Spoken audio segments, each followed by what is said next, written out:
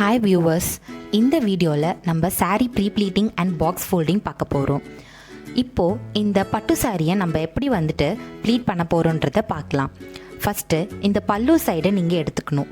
எடுத்ததுக்கப்புறம் இந்த மாதிரி நீங்கள் ப்ளீட் பண்ணும் போது உங்களுக்கு இன்னுமே ஈஸியாக அண்ட் ஃபாஸ்ட்டாகவும் உங்களுக்கு ப்ளீட் பண்ண முடியும்.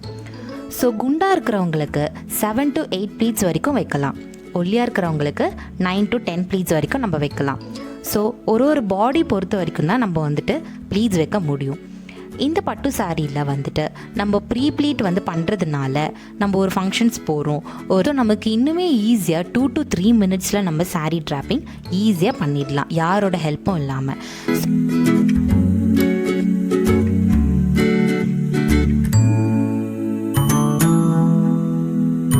பின் செக்யூர் பண்ணதுக்கப்புறம் நம்ம மேலேயே அயனிங்கும் கொடுத்துடணும். ஸோ இது மாதிரி பண்ணுறதுனால உங்களுக்கு ரொம்ப ஹார்டாக திக்காக இருக்க பட்டு சாரி எல்லாமே ஈஸியாகவும் வெயிட்லெஸ்ஸாகவும் இருக்கிற மாதிரி ஃபீல் ஆகும்.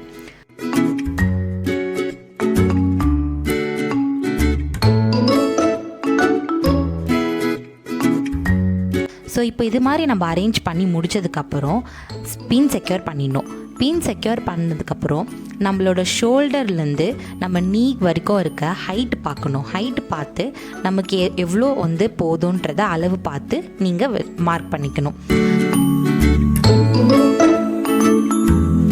அயன் பண்ணதுக்கப்புறம் ஃப்ரண்ட்டில் வர ப்ளீட் நம்ம எப்படி செட் பண்ண போகிறோன்றதை பாருங்கள். லைனாக ஒரு ப்ளீட்டாக அரேஞ்ச் பண்ணணும். ப்ராப்பராக அரேஞ்ச் பண்ணிவிட்டு நம்ம அயன் பாக்ஸில் பண்ண போகிறோம். அயன் பாக்ஸில் பண்ணும் போது ரொம்ப ஹீட் வச்சு பண்ணக்கூடாது. ஸோ ரொம்ப பொறுமையாக பார்த்து நிதானமாக தான் நம்ம பண்ணணும்.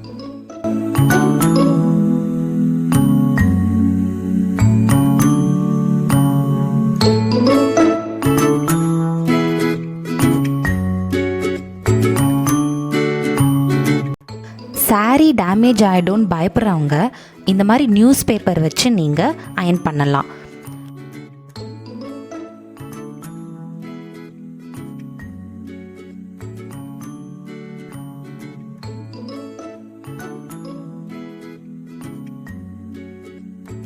அதுக்கப்புறம் நம்ம இந்த ஃப்ரண்ட் ப்ளீட் அளவு பார்க்கணும்.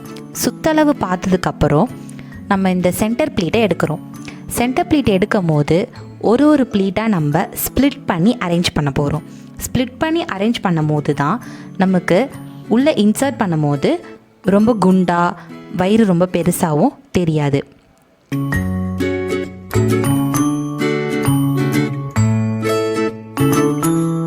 இது மாதிரி ஸ்ப்ளிட் பண்ணி அரேஞ்ச் பண்ணதுக்கப்புறம் நம்ம பின் வச்சு செக்யூர் பண்ண போகிறோம்.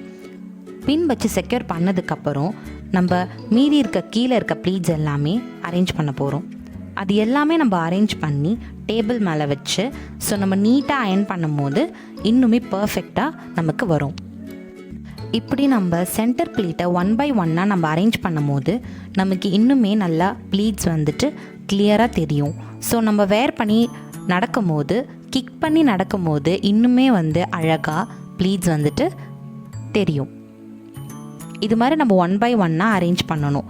ஸோ மிடில் ஒரு பின்னும் லாஸ்ட்டில் ஒரு பின்னும் நம்ம குத்தணும்.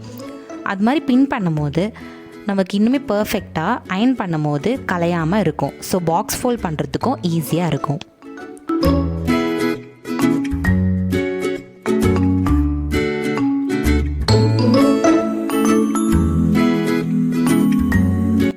ஃபோல்டிங் நான் எப்படி பண்ணுறேன்னு பாருங்கள். ஸோ இது மாதிரி தான் நம்ம ஃபோல்ட் பண்ணணும். ப்ரீப்ளீட் பண்ணிட்டோன்னா நம்மளால் நார்மலாக ஃபோல்ட் பண்ண முடியாது. ஸோ அதனால் இப்படி தான் நம்ம ஃபோல்ட் பண்ணி ஆகணும். அப்போ தான் நமக்கு ஈஸியாக கேரி பண்ணி கொண்டு போக முடியும். இது மாதிரி நம்ம பண்ணிக்கிட்டோன்னா ஃபங்க்ஷன் டைம்ஸில் நம்ம ஈஸியாக நம்மளே ப்ளீட் பண்ணி எடுத்துகிட்டு போகலாம். ஈஸியாகவும் ட்ராப் பண்ணிடலாம்.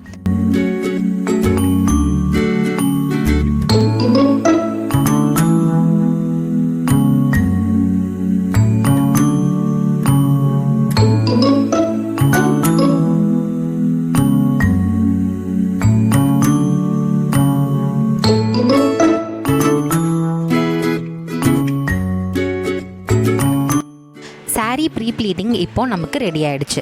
எங்கே வேணாலும் ஈஸியாக நீங்கள் கேரி பண்ணி கொண்டு போகலாம். இந்த வீடியோ உங்களுக்கு பிடிச்சிருந்ததுன்னா நம்ம சேனலை சப்ஸ்கிரைப் பண்ணுங்கள், லைக் பண்ணுங்கள் அண்ட் ஷேர் பண்ணுங்கள். தேங்க்ஸ் ஃபார் வாட்சிங்.